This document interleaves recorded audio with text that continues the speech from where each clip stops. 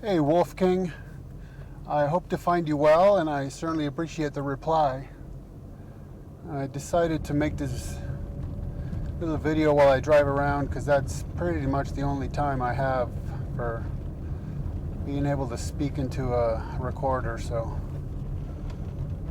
you'll pardon the ambient noises. It occurred to me that I think we're getting way ahead of ourselves, so I thought I would back up and make a few points.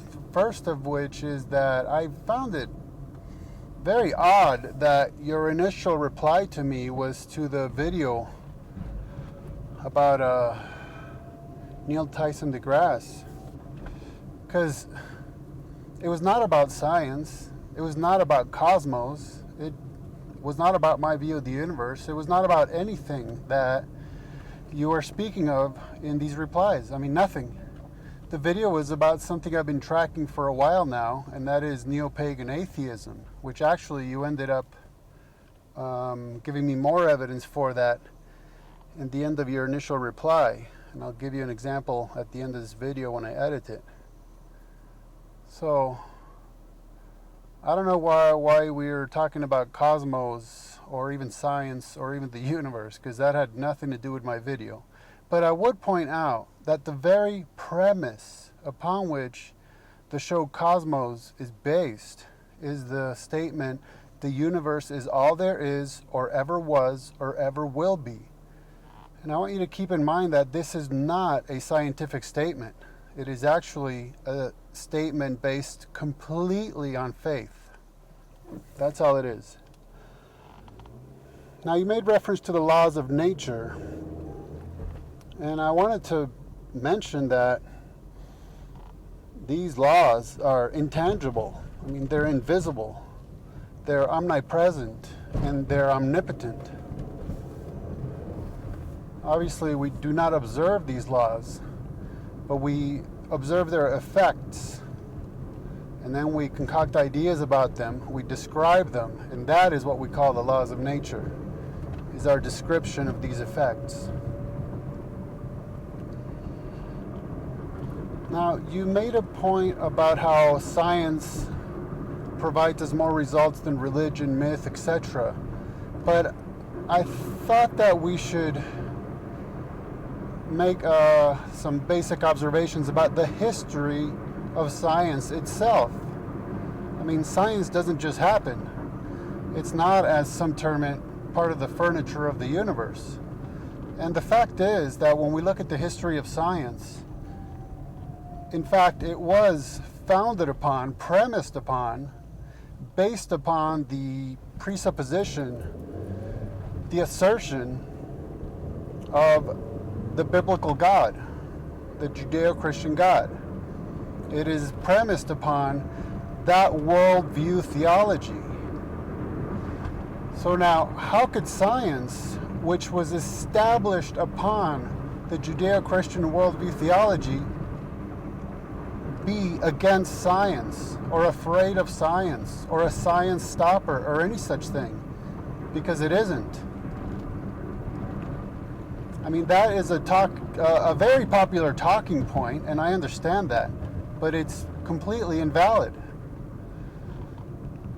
The scientific method was established upon a certain philosophy, as it were, and that is the Judeo-Christian worldview theology. Keeping in mind, by the way, that the rigors of the scientific method is not the same thing as curiosity or even observation. Because down through history, we have a lot of curious people and a lot of people making observations and a lot of people engaging in science-like undertakings. But the rigors of the scientific method is established upon a biblical worldview, and most of its fields, the fields of science, were established by Jews and Christians. The way this came about is that the establishers of the scientific method presupposed that the universe was created by a rational being, and therefore that the universe could be rationally discerned. That's the very basic point behind which resides, or which gives rise to the scientific method.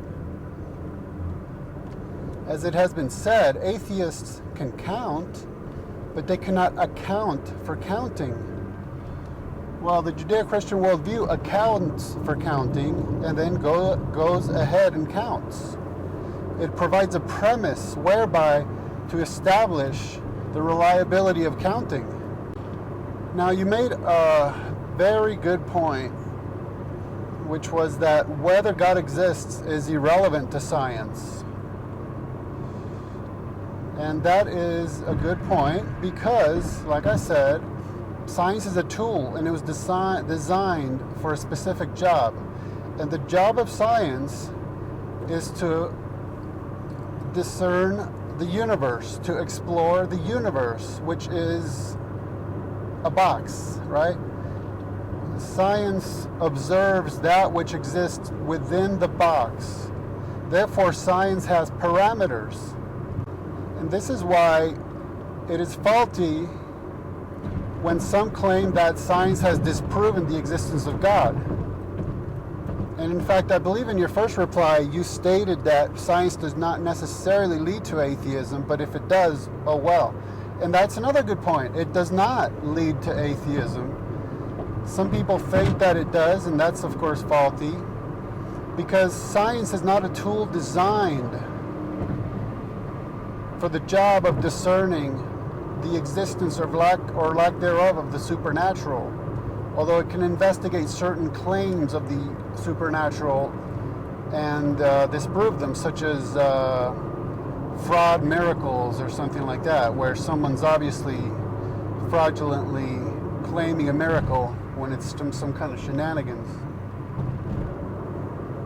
But atheism has absolutely nothing to do with science, and science has absolutely nothing to do with atheism. Science is not a tool that was designed for that job. So, in a sense, not for you, but for those atheists who do claim that science leads to atheism necessarily, it's like they're putting a little box on their head, and then they're saying nothing outside that box exists. It's like they're staring into the corner of a room and then claiming that the rest of the room doesn't exist. Right? Because they're using a tool that is meant to do one single specific job. In other words, they're observing the material realm and they are concluding that there's no such thing as an immaterial realm. But that's because they are only observing the material realm. So, since that's not necessarily an issue with you, we'll let it go there. I just thought I'd mention it in case others listening in, took that view. So, it might be interesting to note that on a theological view, of course, God is intangible, invisible, omnipresent, and omnipotent. And we do not observe God, but we observe God's effects. See? Because there's some that would claim that it is ignorant and superstitious to believe that an immaterial personal being who's omnipotent and omnipresent administers the universe, but they'll claim that it's scientific and rational to believe that invisible, intangible, impersonal laws that are omnipotent and omnipresent administer the universe. Now, in the Neil deGrasse Tyson video, he quoted a statement to the effect of that the Bible tells us how to go to heaven and not how the heavens go. And that's actually quite accurate. The main point of the Bible is not to be a text about cosmogony or cosmology, but it does make certain statements that touch upon the universe. So you have called my view of the universe into question, And we haven't discussed that yet. Now, I'm going to just take a guess, since I don't really know. I'm going to guess some just maybe one or two things, basic things about your view of the universe. I'm going to guess that you believe that the universe had a beginning, that it came into being, that you believe it is a time, space, matter continuum wherein linear time functions, which gives rise to the possibility of cause and effect, right? Linear time, I tell you, it's just one thing after another. Sorry.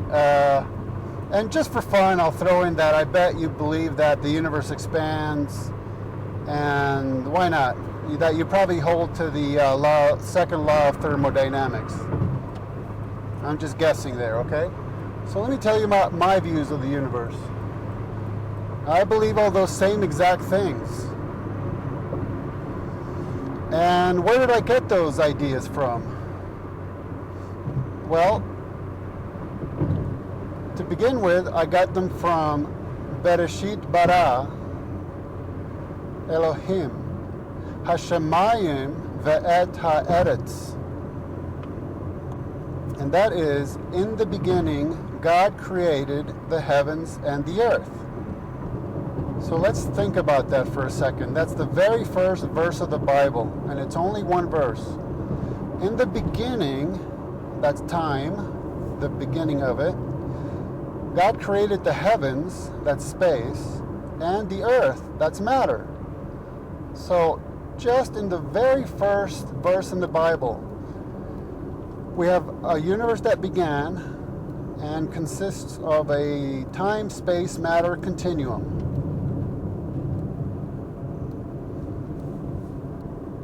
Moreover, in various places, and if you need the citations, I'll be glad to provide them, the Bible speaks of the universe expanding. And also within Genesis, we find a prediction, a scientific prediction of the second law of thermodynamics. Because on the seventh day, it states that God rested from his work of creation, right? So, in other words, God infuses his creation with energy and then stops. So there's a finite amount of creation. There's a finite amount of usable energy. It's not a continuous creation. The box is filled with a certain amount of energy, and then God stops. So, the Bible may not be about how the heavens go, but I got all that information just right out of a couple verses in the Bible. And I'm going to assume that they match your views of the universe in a one-to-one correspondence.